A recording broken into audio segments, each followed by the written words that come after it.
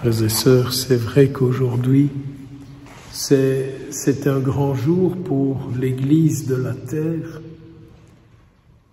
que de prier pour celui qui a dirigé l'Église pendant quand même de nombreuses années et qui a consacré toute sa vie à donner vie au message du Christ sur la terre.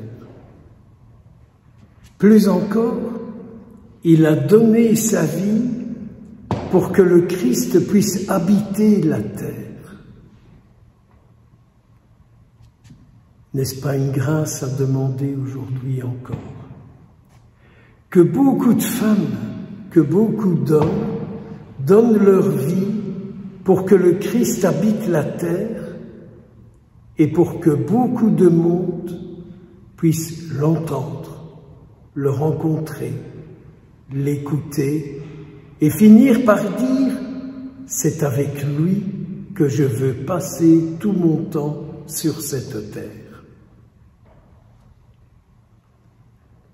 Ça vaut quand même la peine de temps en temps de réfléchir à toutes ces questions-là. Et peut-être encore plus, ceux qui ont des enfants, de petits-enfants, non pas de les pousser à être croyants et pratiquants, mais au moins à leur dire que le choix de notre vie nous appartient en principe. On peut dire « je veux découvrir pourquoi le Seigneur m'a créé et pourquoi il a voulu que je sois sur la terre ». Je vous encourage à méditer ça, à réfléchir, à prendre conscience et dire, mais au fond, pourquoi suis-je sur la terre? Pourquoi, Seigneur, m'as-tu créé?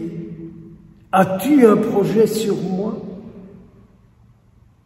Y a-t-il une vie que je peux mener sur la terre où je serai certain que tu seras avec moi et moi avec toi? C'est bien cela. L'alliance que Dieu crée avec son peuple avec lui et lui avec son peuple. Méditez ça, essayons de comprendre ça. Et alors nous découvrirons en nous la paix, nous découvrirons en nous la vie et nous vivrons au lieu d'être tributaires de notre caisse de malheur et de souffrance dans laquelle nous nous débattons. Et je sais pourquoi on se débat. Quand on regarde l'histoire de nos vies, c'est un peu l'histoire de Caïn, dont Saint Jean fait référence aujourd'hui dans sa première lettre. Ce fameux Caïn, il appartenait au mauvais. Il avait fait le mauvais choix. Il avait fait le mauvais choix. Moi aussi, ça m'arrive de faire des mauvais choix. C'est ce qu'on appelle se mettre en état de péché. Quand on fait des mauvais choix, on se met en alliance avec le péché, avec ce qui nous fait souffrir, avec ce qui nous détruit. La chance du croyant, c'est de revenir sans cesse à Jésus. Et Jésus nous montre les choix de vie qu'on pose. Et Jésus nous montre les choix de mort qu'on pose.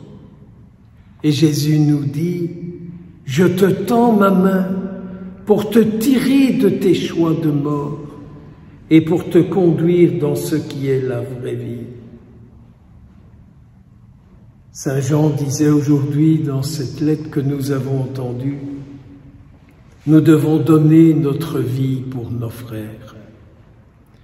Quand j'entends ça, je me dis, mais c'est vrai qu'il y a beaucoup de bonheur à donner du bonheur à ceux qui nous entourent. C'est tout le contraire du monde de la réussite. Toi, tu dois réussir et puis tant pis les autres. L'essentiel, c'est que toi, tu réussisses. L'essentiel, c'est que toi, tu réussisses, tu sais.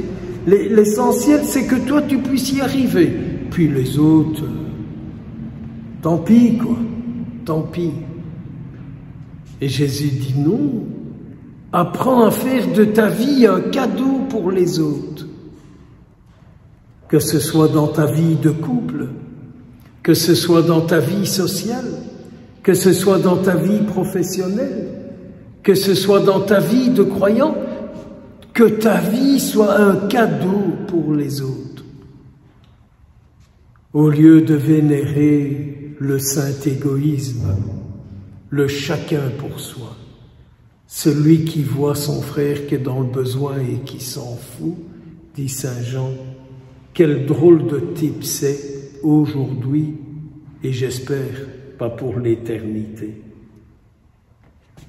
Aimons-nous, dit saint Jean, non pas avec des paroles blablabla, bla, bla, bla, bla, c'est facile, mais aimer en vérité.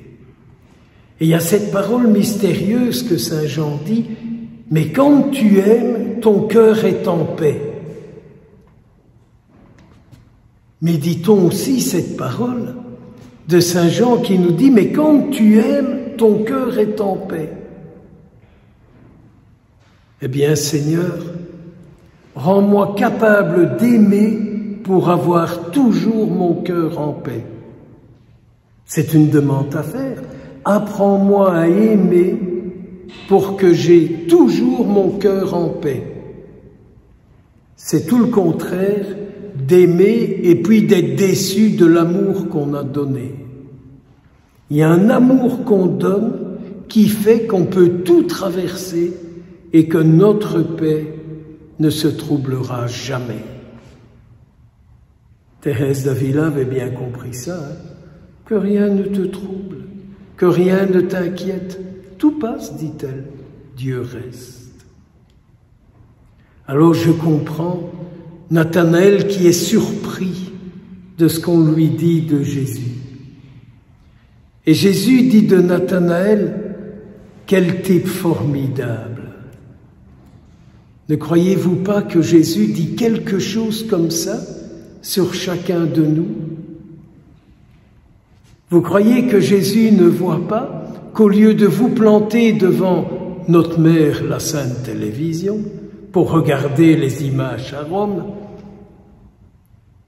vous avez dit non, c'est plus important d'aller à l'Eucharistie que de regarder la TV dans son fauteuil.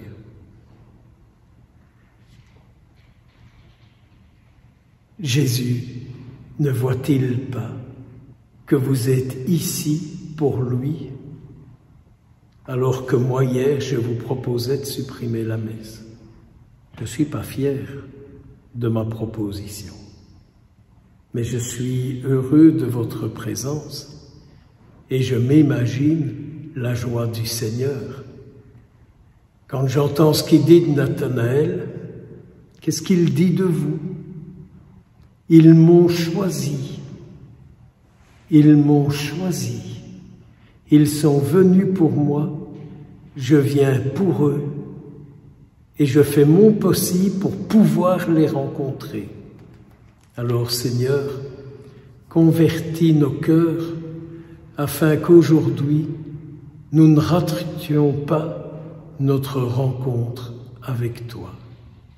Sainte Mère de Dieu, prie pour nous et accorde le repos, Seigneur éternel, à celui à qui tu as confié ton Église et qui t'avait fait l'offrande de sa vie pour que tu règnes. Amen.